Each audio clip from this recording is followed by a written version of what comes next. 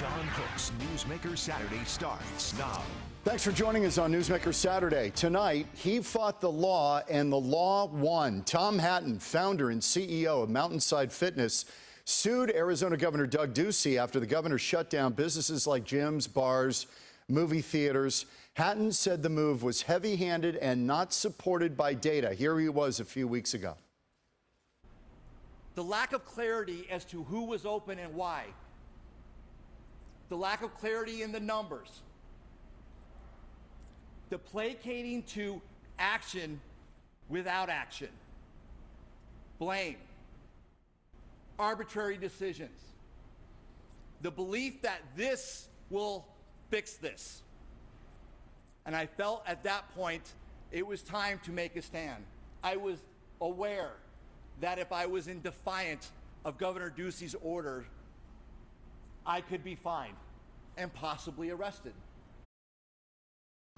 Tom Hatten is my guest this week on Newsmaker Saturday. Boy, you were fired up, and I think there Yes. were a lot of Arizonans who were watching this with intense interest, because people who go to gyms, boy, they don't want that routine interrupted. And I think they were cheering for you, because a lot of those folks feel like this is a healthy crowd. They felt that in their gyms they were doing a nice job of being responsible. And then this. What's your take? No, I agree, and I think it's interesting because in our industry, unlike so many businesses out there, we have members, which allows us to have control, meaning where they go in the facility and what we ask of them when they come in the facility. Unlike some of the other businesses that are open still to this day, we work with the governor's office during the first shutdown on protocols. They had approved them, and then all of us as an industry move forward with those protocols.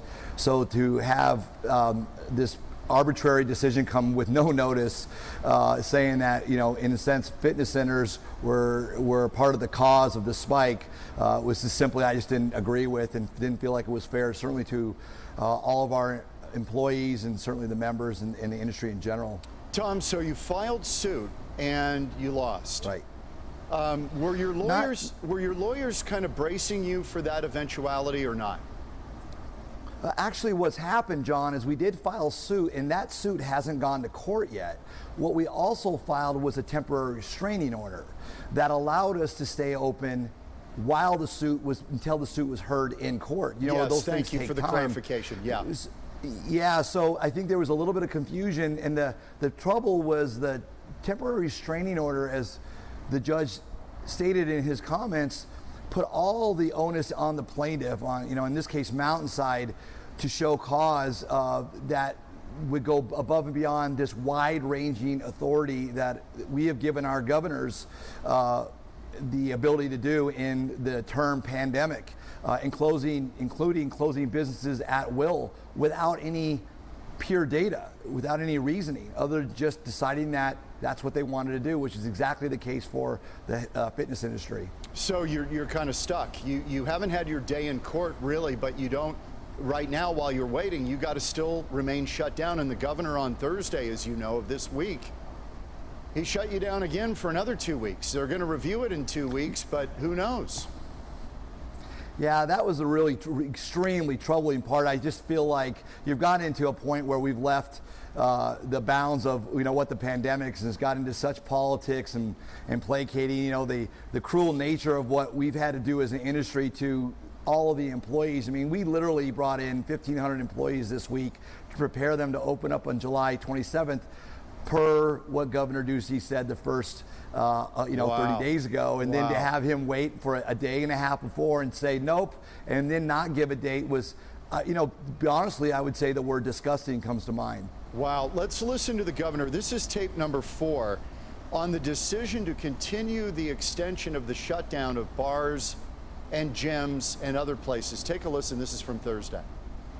So we are following the public health, and the directive or recommendation around a closure directive is much different than a limiting in terms of occupancy. At least in discussions with the leaders on the task force in Washington, D.C. The objective around those numbers is social distancing. And you can see some of the issues that we've had here in Arizona and some of the other western states, including California and Texas. Their climates are different than ours. Their options for some of their venues are unique to ours. So our guidance has been so that we can keep the social and physical distancing. And like I said, we've seen the numbers going in the right direction. We continue to monitor it, but we have options if we need to change. Tom Hatten is our guest. He is the founder and CEO of Mountainside Fitness. So when you heard that the governor was extending out another 2 weeks, is that crushing for you guys, Tom? I mean, how long can you do this? Oh, we can't. I mean, I think for us as a business, certainly as an industry, it's just gotten to the point of it doesn't make any sense. And to have, literally every business open still in the state and without the ability to control the things that we're able to control as an industry. I mean, it's crazy in addition to the ability to clean. I mean, we have the ability to wipe down pieces of equipment at will. Certainly the members do compared to so many other businesses that are open. It's just unbelievable that this has been the decision as to move forward. And there's no guarantee, just like there wasn't any guarantee that July 27th was going to be the day, that 2 weeks will be the day or 2 weeks from then. And again, a company of our size, John, we didn't receive any government funding. That stopped at 500 employees, and we have 1,500. And that goes with all my competitors. It's just there is nothing, unbelievable. Tom, we're talking about 100,000 people. Tom, there's nothing you can get. No, there is no relief Zero. For you from None. The federal government. None. There is absolutely none.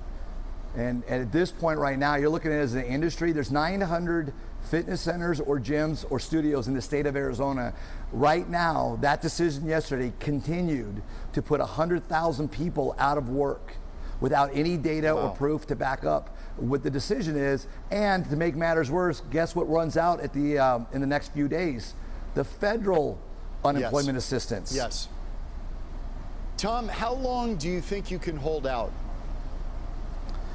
I don't know. I mean, that's a hard answer. It's a hard answer. We're doing everything that we possibly can within the bounds that we have control over. Certainly working with our lenders and our landlords. I mean, that decision just didn't affect us and our employees. Think of all the landlords from not just Mountainside, but all the fitness centers and studios that are now going, when are we able to get paid? And then the banks, and it goes deeper and deeper. Again, without any proof. And this arbitrary nature of this decision is just unbelievable that we've been singled out, and we sit here today being bound to this wide-ranging authority that it really just doesn't make any sense at this point. I've got to get into your history a little bit because you're a risk taker. You started doing this your junior year of college, right? You were at ASU? Right. And you decided to get into this crazy business, and you really kind of parlayed real estate into opening more and more Mountainsides. You are, as I understand it, you are the largest independent health club chain in Arizona. That's correct, John, and you said it right, exactly. I left when I was 22 years old. I had about $2,000 in my pocket and started the first Mountainside up in Ahwatukee called Mountainside Plaza, and never dreamed we'd be in this position today. But yes, through the years, used real estate and SBA loans to buy land, build clubs, and then build the company that way without any partners or investors. And lo and behold, here we are now in our 30th year. The largest locally owned chain in Arizona and the 35th biggest in the country. It's really kind of sad to have something that spent 3 decades being built to watch come crashing down in 90 days. Can I bring up you went through another rough spot. In 2008, you ventured into Colorado right before the Great Recession. So you have had, this is your second whammy you've been faced with. As a small business owner, I guess you'd call it small business, but you employ a lot of people. Which was worse, Tom? Well, this is definitely worse because we have absolutely no control. There were so many different facets to the credit crisis. Really, our business at the time was doing really well. It was the real estate that crashed. So we had to work our way through the real estate issues, which took a while to do, but we were able to kind of identify a finish line, work through it with our banking partners, and then eventually get to the finish line. This one, there's no sense to it, and it's, you know, we've been open and closed and then open and closed, and there's no guarantees, and it's just, honestly, I would be honestly cruel and be able to not have any control or communication. And things like happened yesterday or 30 days ago makes, I would say, this situation 10 times worse. Wow. Okay, Tom, I'm curious because Governor Ducey comes out of your world. I mean, he was a small guy, kind of Cold Stone Creamery. It mushrooms into a big deal. And he sells it out. He made a lot of money doing it. He was very successful. I can't think of a governor who could identify with you more than Governor Ducey. Have you had a chance to ever talk to him face to face and say, listen, you guys are killing us. You're going to drive us out of business? Yeah, he did not allow that conversation to happen. We did have a dialogue before, all of this started. Was kind of proud of where he came and how he rose into becoming the governor. I think those things have changed during this leadership and what's happened during this pandemic. And I just think the politics of everything have really changed the decision making and the why. It's made that impossible. I tried to reach out to Governor Ducey before we filed suit with no response. So I think that kind of set the tone of what that intention was, and it didn't matter what the history was that either him and I had or the business community had or where he came from. It's where he is now, where he wants to go. Did it surprise you that there wasn't a little more give and take on the decision on bars, gyms? We'll get into bars in a minute because in the next segment, Sure. Because I'm curious how you view bars versus fitness. But at any rate, I keep getting back to this. You've got an administration that is well aware of the power of small business. Governor Ducey knows it better than anyone. You say you reached out to him, but he did not respond. Were you hoping to maybe avert legal action if you could appeal to him and say, listen, here's where we're at. Here's what's going to happen if you continue to do this. We're going to be gone. We're going to be driven underground. Yeah, that was absolutely what I hope to do. And say, I'm confused as to, why we are being closed. Please explain it to me, and then let us know what we can do differently, to help with the situation. I think certainly during, with that coming on deaf ears, and then during the shutdown, Mountainside was so instrumental in supporting what was going on and has been, whether, we donated $100,000 to the Arizona COVID Relief Fund. We became one of the largest testing sites for antibodies with Patient's Choice in our empty parking lots. We donated wipes to Banner Hospital, and it was ironic, from all the support we were giving to the pandemic, to be kind of singled out as an industry saying that you're part of the cause without any real proof or any understanding or any communication. Tom, one more time, how many employees do you have? We have 1,410 employees. Okay, what are they doing right now? Well, I think they're all scared to death. They all understand the significance of what happened yesterday. We're certainly going to have to move forward in a different direction because that, and we have no end in sight. Obviously, there wasn't any accountability or consideration to what they could be feeling, not only just for Mountainside employees, but all the employees in the fitness industries and the studios. And then I even take it further, John, and to go into businesses, because if it's this arbitrary for fitness, it could be this arbitrary for any business. So really, I feel like it's not just about fitness at this point. It's just about the decision-making process and where does that lead. In this case, 100,000 employees overall in the state of Arizona. What pushed you, Tom, to finally say, you know what, we've got to stand up and we got to file suit to try to get our business back open? What kind of pushed you over the top? Well, I just felt like that the decision that came down, the first time that we were asked to close, it was kind of a united front, right? Everybody kind of didn't understand what was going on with the pandemic. I think everybody was trying to work together and understood that that was the case.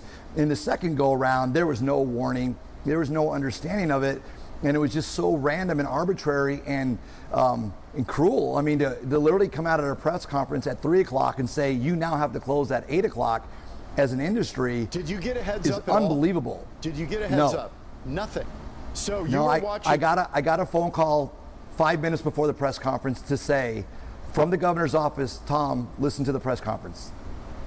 Wow. And that's at that point where I decided that, after he got done talking, let's call it at 3:45, that, that was unacceptable. As a citizen of Arizona and in the real United States, this just really jumped into our civil liberties and what became, beyond the common sense and arbitrary and scary, to be quite honest with you. And I just didn't feel like, it was fair to our employees, certainly our members, our industry, and the business in general here in Arizona, that it could be that arbitrary and random just to wake up and say, here you go, in 5 hours, close your business, everybody go home. And that kind of happened again yesterday by waiting and not, giving any notice or anything or any reasons why. Finally, before we break for the segment, what was the reaction that you got on social media from all of this? Well, exploded. And I think what I think everybody understood, it became larger than just fitness. I mean, certainly the fitness community is very passionate, and I think for a reasonable cause. I mean, they're there to be healthy. It's there to improve your heart. It's there to improve your mind and to be stronger. And we all know that both of those things increase your ability to fight any kind of virus, much less the coronavirus. So to have that be singled out, and then as we started to grow bigger into the true realities of the business community, I think that the onslaught of everybody going, hey, this is just wrong, period, really grew. So, unexpectedly, that was an unintended consequence. We did see a huge support system, both in the fitness and the business community, for what we were trying to do. Tom Hatten is my guest this week on Newsmaker Saturday. He is the founder and CEO of a homegrown business, Mountainside Fitness, that employs over 1,000 people. When we come back, we're going to talk to Tom about whether he sees a difference between, say, bars and gyms and water parks and tubing and a movie theater when we come back on Newsmaker Saturday. Life moves fast. We deliver news super fast. The Fox 10 News app, free at the App Store. America, we want to help get you back to it. And here's how, with the Ford Promise. Visit your Ford dealer. Finance a new, certified pre-owned or used vehicle through Ford Credit, and if you lose your job, you can return it for up to 1 year from the day you bought it. You can also get 0% APR financing for 72 months across the Ford lineup. Let us help get you back to it. This month, we're offering 0% APR financing for 72 months on select 2020 Ford vehicles. Contact your Desert Ford dealer today. I'm too sexy for my shirt, too sexy for my shirt, so sexy it hurts. And I'm too sexy for Milan, too sexy for Milan, New York and Japan.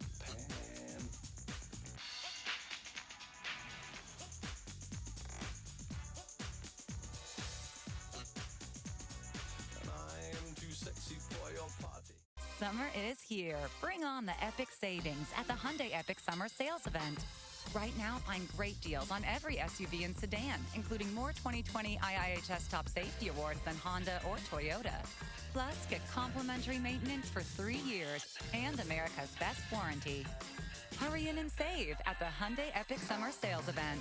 Get 0% APR for 72 months on a Santa Fe or Tucson, or get $3,250 bonus cash on the Santa Fe, only at your Valley Hyundai dealer. At Living Spaces, we offer reclining designs for everyone and every style.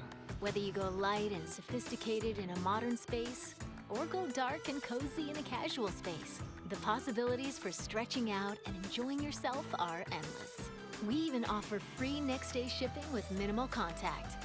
So come find a living room you love at a price you'll love in the Life in Motion collection, only at Living Spaces. Living Spaces. Ladies and gentlemen, welcome aboard.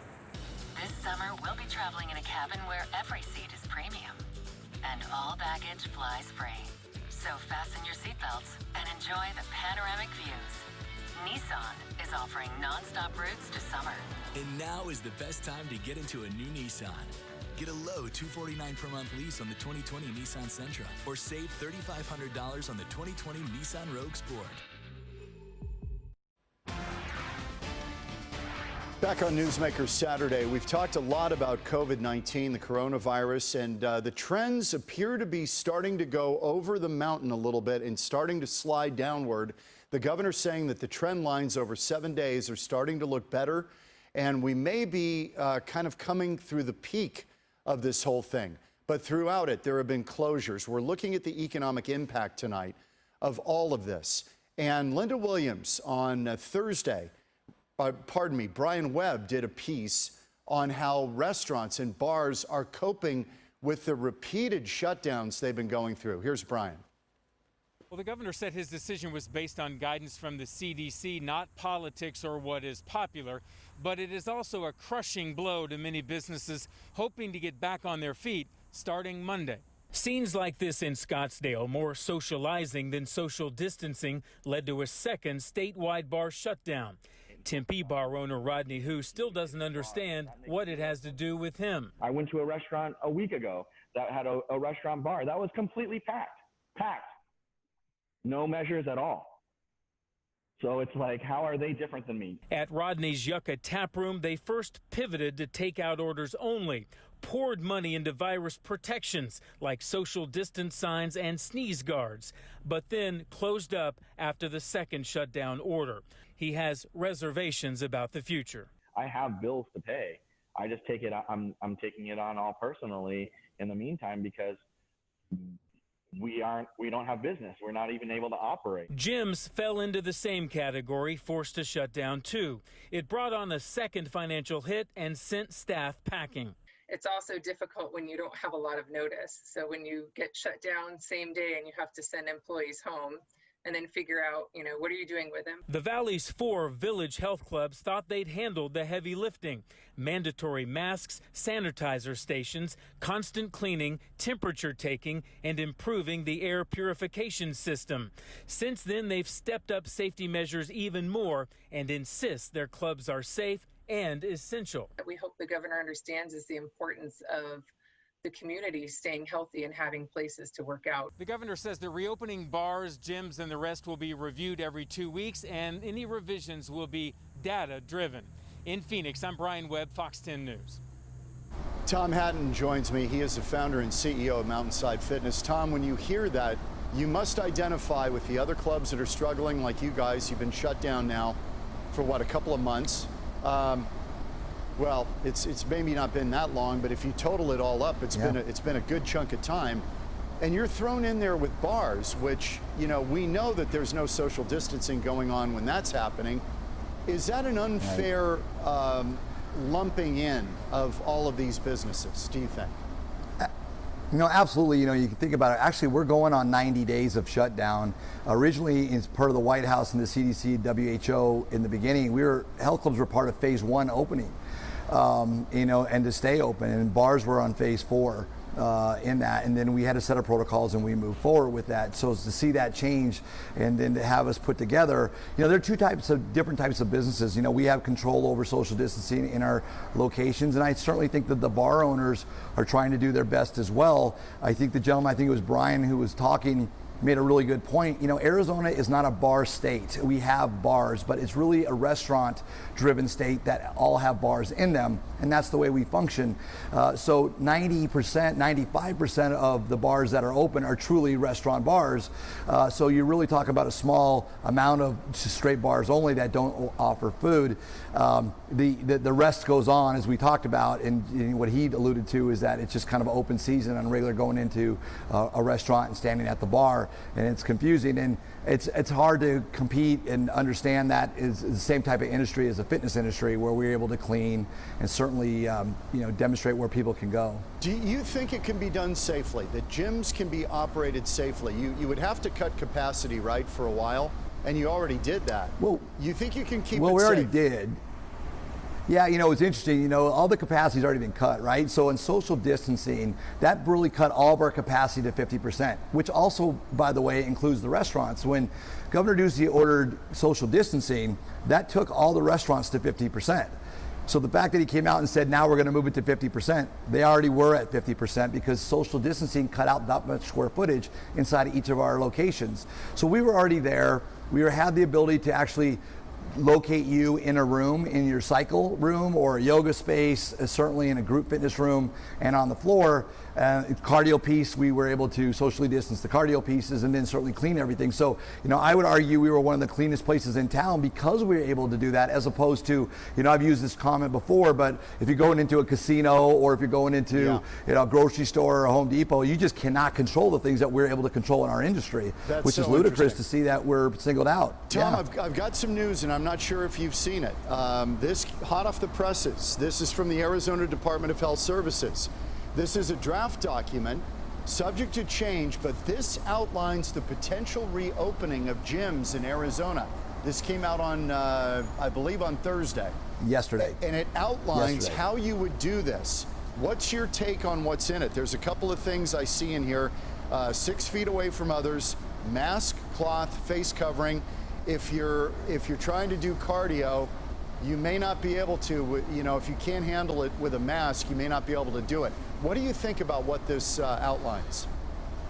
Yeah, we were aware of that, and that assertion was supposed to be up quite a while ago in protection of our ability to sign it and agree to it, and that obviously hasn't, and it was put up yesterday right before the press conference only as a draft with no end in sight as to when that would be available for a final, if we were in agreement with it, obviously with any direction or numbers, so to speak, to go with it. So we knew that was coming. We were in contact with the office. Certainly our competitors were working with the governor's office, all the studios, but to have it thrown up there as a draft, it was basically useless at this point to even move forward, as he proved yesterday. Tom, we've got about a minute left. You're a smart guy. You're a self-made guy. You've done really a remarkable job with your company here in Arizona. What have you learned from this? And can you survive? Well, I think that we will survive. I mean, in one way or another, we will figure out a way to survive. What it looks like, at the end of this, who knows?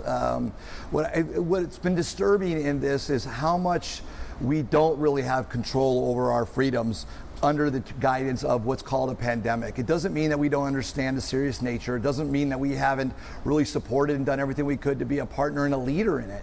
But the true nature and the decision-making process and the lack of clarity is true. It's been really disturbing and disheartening to who we are and what it feels like to be in not only Arizona but in America just right now, to go and say, hey, we've been doing this business. We've all, 85% of this country is small business. To see that we're that vulnerable to these kind of decisions is just scary for everybody. Quick answer. When I first saw you, I said, you know what? I think this guy might run for something. Is that possible, Tom, that you'd run for office? I don't know. I would probably say not likely. You never say never. I look at those things, and a lot of people go into office with the right intentions, and then things change. We'll see. There's a lot of time to think about that. I certainly would never say never, but right now my number one goal is to certainly just get this club, this company open and moving forward under clear path and better leadership. Tom Hatten, founder and CEO of Mountainside Fitness. I wish you the best. This is a really difficult thing on a lot of folks. We're back in a minute on Newsmaker Saturday.